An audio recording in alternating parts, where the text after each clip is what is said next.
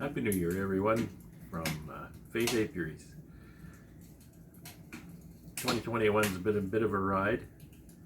Hopefully 2022 will smoothen out a little bit. We're ready for a bit of normal around here, and I'm sure you are too.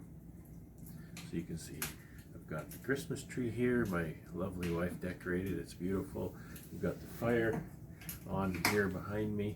It's nice and warm. It's not quite as warm as Ian's fire, but you know, it adds some ambiance to the place.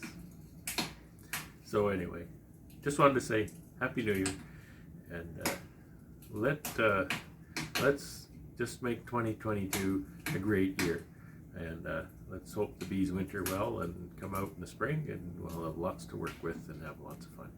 So take care and have fun.